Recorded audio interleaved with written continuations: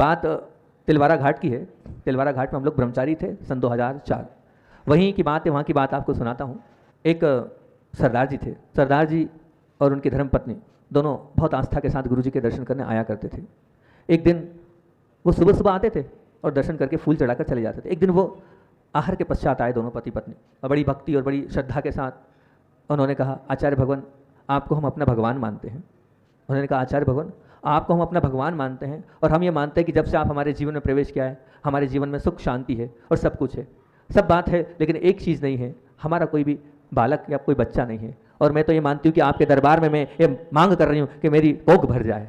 ऐसा रखा। अब आचार्य श्री ये गृहस्थों की बातों पे कोई मुस्कुरा दिए, ओम। आचार्य श्री का है कि होता है कोई कुछ बोलता है तो बस सिर्फ कहते थे ओम, इसके अलावा कुछ नहीं। आचार्य श्री ने ओम बोला और वो जो गृहस्थ थे वो चले गए। जाने के बाद चले तो गए, साल भर बाद लगभग वो वापस आए, एक साल या 1.5 साल के बाद बोहरी वन में थे।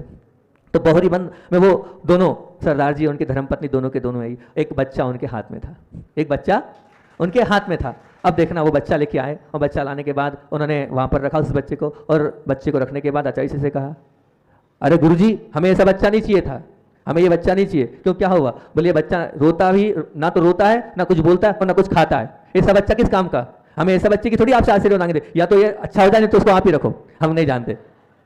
आचार्य श्री मुस्कुराए, आशीर्वाद दिया, ओम। उस वक्त भी उनका क्या शक्ति था? ओम। मुस्कुराते उन्होंने आशीर्वाद दिया और फिर वो बच्चे को उठाया, चल दिए। और फिर वो पुनः 3-4 दिन बाद वो सरदार जी उनकी धर्मपत्नी जबलपुर की थी, 3-4 दिन बाद फिर आ गए वो, और फिर उन्होंने कहा, बोले आचार्य श्री अब ये बोलता भी है, मतलब कुछ करता भी है, हंसता भी और खाने भी लग गया, आपका आशीर्वाद ऐसे ही हमेशा हमारे पे बना रहेगा तो हमारा तो कल्याण निश्चित तौर से है।